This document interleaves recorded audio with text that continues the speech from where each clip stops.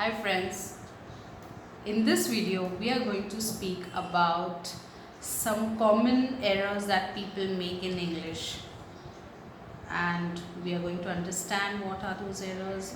We are going to discuss only a few topics. If you want to learn in depth, you contact us on the email ID given in the description. So friends, first we start with revert back. A lot of people say that I'll revert back to you, but do you know that revert means getting back? So you don't get back. So either you revert, I'll revert to you, or you say I'll get back to you. You don't say that I'll revert back to you. You say just I'll revert to you, I'll respond to you, or I'll get back to you. Okay? So next time, please be careful when you use the term. And just one important thing I'd like to discuss is a lot of people say ask. It's not ask. I'm finding it difficult to say ask, but it is ask. Ask. ASK. We ask people how they are. You ask someone about so and so. You don't ask. You ask. Just see the spelling itself. It will be very clear. You have to ask someone. There are a lot of things where people make mistakes, and in some cases it even changes the meaning when you use it incorrectly. Like when you say disc, if you say disc incorrectly, it will mean something else. So be careful how you pronounce your English words. Then one important thing. A lot of people say I've made a 360-degree change in my life. We have all learned her geometry, right? So this is a circle, and suppose you are here.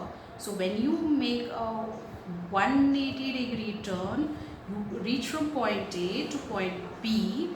But when you say that you have made a 360-degree turn change, so you have started from point A, taken a whole round and completed the 360 degrees. So basically you are at square one. So when you say you have made a 360-degree change in your life, you have basically made no change in your life. You were where you started. So be careful friends when you say that you have made a 360-degree change in your life. If you mean to say that you have made drastic change in your life, then say that you have made a 180-degree 180-degree change in your life. Okay. Or another common error is when we use words, interconnected words like brother-in-law, father-in-law, sister-in-law, bill of entry, letter of credit. So people runner-up and all. So people don't know where to add the plural s when saying those words. So s is added to the noun, not to the describing the word which goes on later and describes it.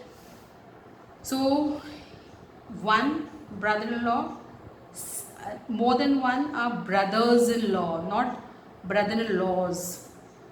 One sister-in-law, more than one are sisters-in-law, not sister-in-laws. Because the sisters, the noun, you add s to the noun, not the word which follows it.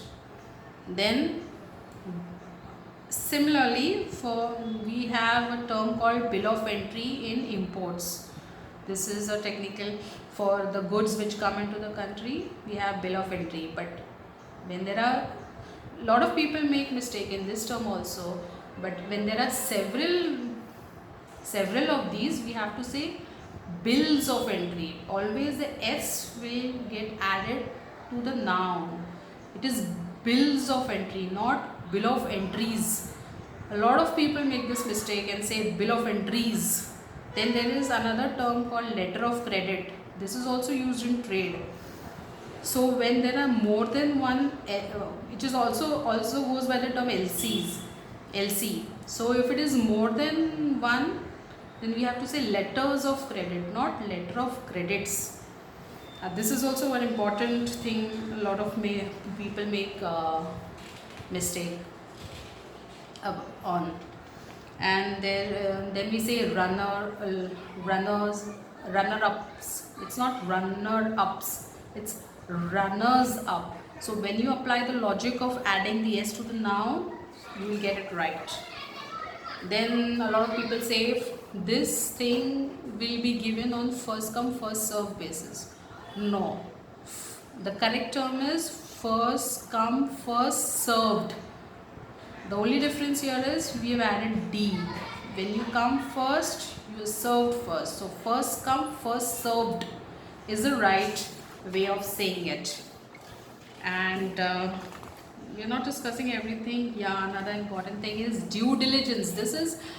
This term is very familiar with the bankers because we use this day in and out. So the bankers won't get this wrong, but a lot of other people do. So the correct word is due diligence, D-U-E, due diligence. It is a legal or business term meaning to investigate a person or transaction before undertaking it.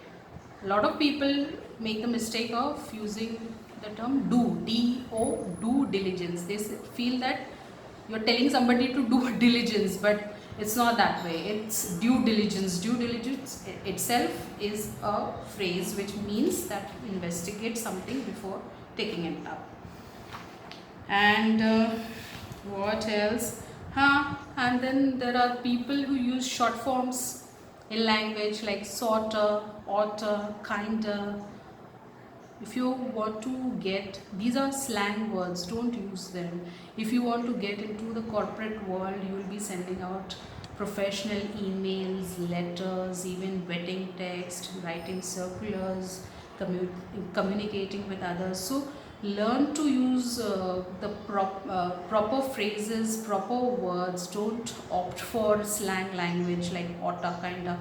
Oughta is used for ought to, kinda is actually kind of, sorta people use to replace sort of. So don't get into slang if you want to make an impression, right impression on people. So that's all people.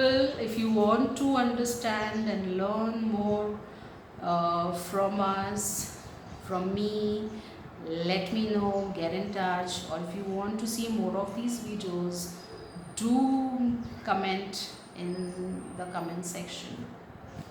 That's it friends, have a nice day, thank you.